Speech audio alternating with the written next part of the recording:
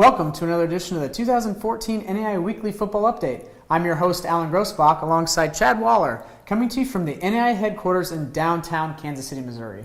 Now today we'll take a look at the top games from the past week, as well as highlight some key matchups to look forward to this weekend in NAIA football. We open this edition of the show, as we do each week, with a look back at last week's NAIA football game of the week, and this time it featured number 4 Carroll and number 15 Eastern Oregon.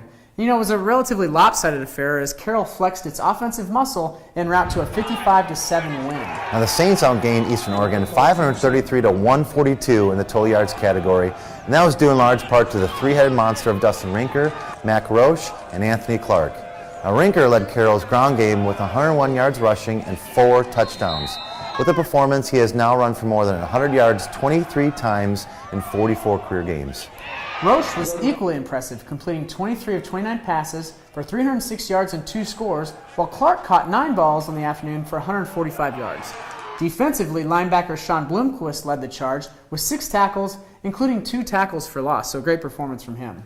Now this win should give Carroll plenty of positive momentum moving into this game Saturday against number 4 Southern Oregon. The Fighting States are looking to avenge a season-opening 38-35 loss, but since that point, Carroll's won 4 straight games on the year. Big game on Saturday in the Frontier Conference. The next game we'll highlight features arguably the most dominant offensive performance in NAIA history as top-ranked Morningside downed Hastings, Nebraska 76-14. The Mustangs set a new NAIA record with 916 yards of total offense in the contest, including a program record 520 yards passing. Video game numbers for the Mustangs on Saturday.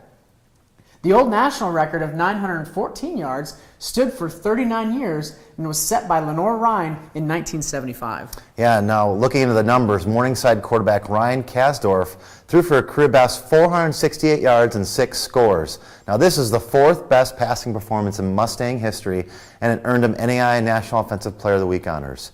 The Mustangs' defensive effort was equally impressive, holding Hastings to only 251 yards of total offense, including 57 on the ground. The Broncos only mustered 10 first downs in the contest. Big win for Morningside.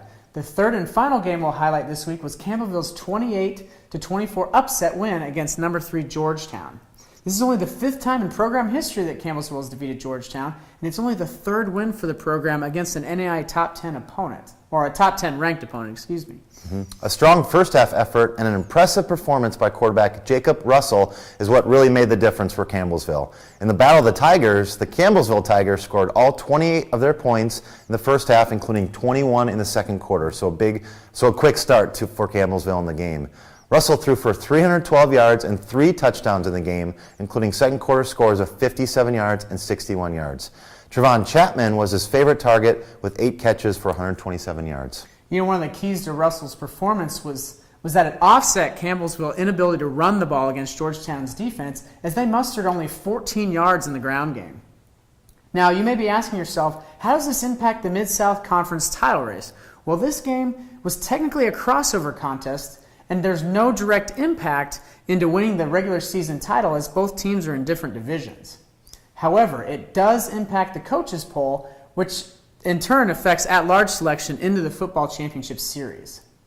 Transitioning into the poll, the 5th regular season edition of the NAIA Coaches Top 25 poll was released earlier this week, with Morningside hanging on at number 1, while Baker stayed number 2 for the 4th straight week.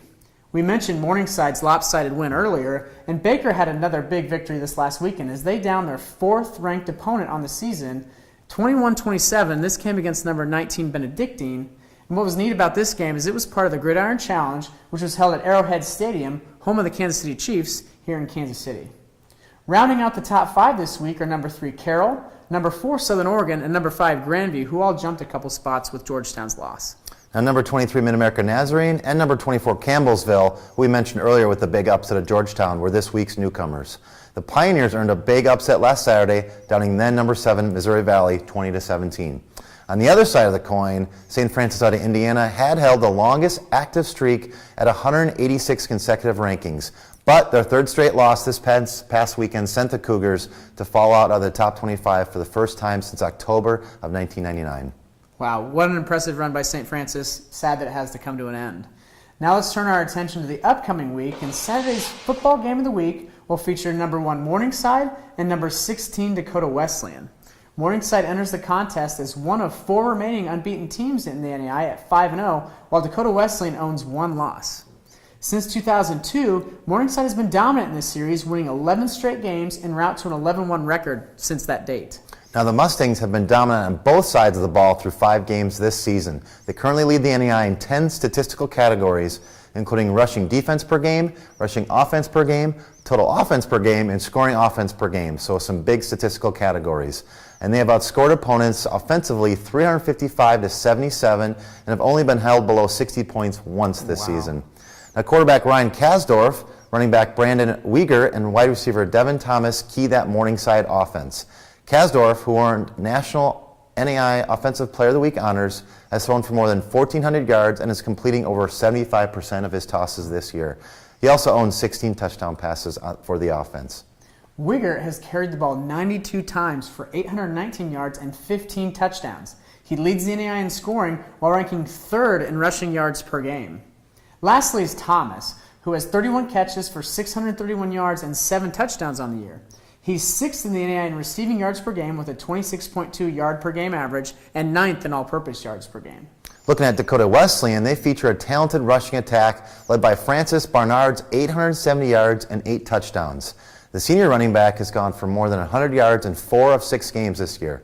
He ended the 2013 season with 1,893 total rushing yards, which was second best in the nation. Dakota Wesleyan is searching for its first football championship series berth since 1992, and they'll likely need a win on Saturday to make this happen.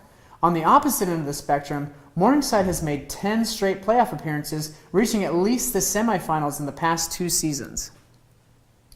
We're always interested in hearing from the fans of NAIA football and ask you to get involved with the voting of the NAIA Football Game of the Week.